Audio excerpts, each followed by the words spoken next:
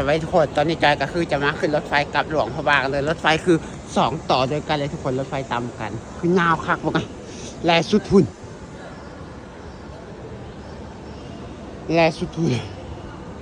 โคตรยาวทุกคนนะ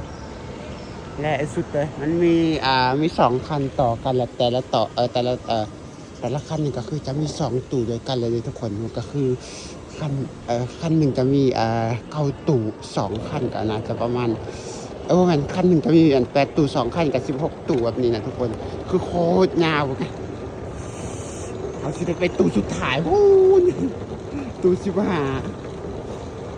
ตู้ก็สามารถบรรจุได้นักท่องเที่ยวประมาณ100 คนขึ้นไปรวมกับประมาณ 2,000 คนต่อเที่ยวทุกคนโคตรนะแต่ว่าเต็มในช่วงนี้นะคือยากให้จองตั๋ว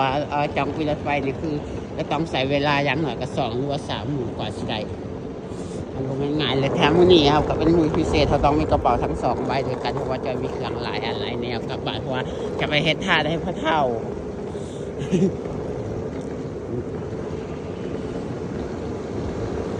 รถไฟก็คือจะยาวแบบนี้เลยทุกคนทั้งในก็จะค่อนข้างมีหลายเลยแหละตู้สุดท้ายมันตู้ใดวะเขียวกันยานค่อยๆไปเพราะว่ายังเหลือเวลาอีกประมาณ30 นาทีบอกหรือว่า20 นาทีประมาณนี้บอกฮะตู้สุดท้ายอยู่ใส่กับเจออันนี้คนมานำกระเป๋าใครมี2 อันก็ต้องได้แบ่งกันทุกรถไฟยังมานะไหมรถไฟมาแต่ประเทศไทยเด็กทุกคนนี่รถไฟกำลังมาแต่ไทยคันหนึ่งทางหน้าเพราะว่าเส้นทางรถไฟตัวนี้มันสามารถไปหาประเทศไทยได้แล้วตอนนี้นะนั่นรถไฟมาแต่ทางไทยบ้างไหมทางหน้า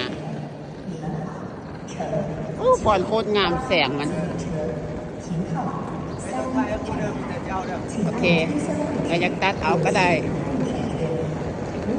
โคตรงามเลยเมื่อรถไฟมาทางหนาแล้วนี่นี่ว่ะอันนั้นตู้สุดท้ายมันตู้เอาเบอร์รถไฟขนาดมากกว่าจักหน่อยไปควันว่าไงไปยืดแต่โคตรขาไอ้รถไฟมาโอ้รถไฟคันสีเขียวกำลังมาแต่ไทยว่ะสั่งสินค้าตัวนั้นด้วยรถขับกอบโคตรงามอยู่นี่แหละไม่ต้องไปไก่มันโอ้โคตรงามทุกคนรถไฟมาแต่ไทยแต่อันนี้ก็รถไฟจากจีนมาแหละคันสีเขียวโอ้โหโคตรงาม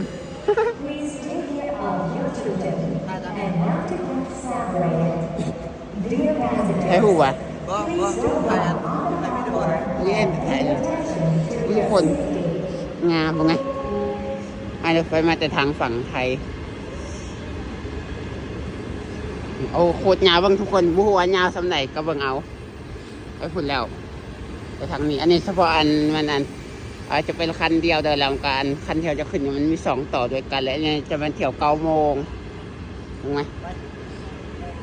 ขึ้นทางเลยโอเคเอาไปไหวถากก่อนเลยโคตรยาวเลยแล้วสุภาพใครเป็นทางไหนเป็นยังไง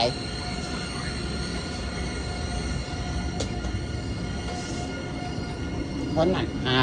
4 อย่าง 8ประมาณนี้แหละโอ้คนเต็ม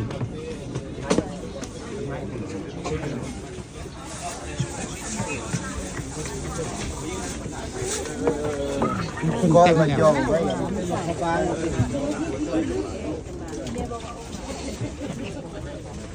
ดีป่ะน่าจะเป็นเท่านี้แหละครับ48 40แบบนั้นทั้งแล้วสุดในหนังกันทุกคนกระเป๋าคือต้องเอาไว้ทั้งคืนทุกคนเพราะว่าทั้งหลุมมันจะเป็นวันหนังคือคนจะหลายแหงตอนนี้คนมายังบ่หมดเถอะเพราะว่าอีกจักหน่อยคือเต็มแน่นอนโชคดีที่ได้หนังทางนี้ไม่ได้กลับหลัง เดี๋ยวที่คือตอนหลังค่อยมาตอนแรกทุกคนค่อยคิดว่ารถไฟอันถอยหลังแล้วคิดว่าทางหนาสุดท้ายแล้วโบแมนเท่าหนังอันผิดทาง อันนี้คือจะไอ้หลวงพระบางจะไปทางนี้เด้อโอเคทุกคนเราเจอกันที่หลวงพระบาง สิ่งที่ดีสำหรับการขึ้นรถไฟของเราก็คือทุกคนจะมีบอลสากแบตโทรศัพท์ทั้งหลุมเราสามารถสากแบตโทรศัพท์ได้เลย เวลากลับบ้านแต่ละครั้งก็ไม่ได้ยากเลยแบตโทรศัพท์หมดก็สามารถสากได้แล้วพบกันในคลิปหน้าแล้วก็ไปบ้าน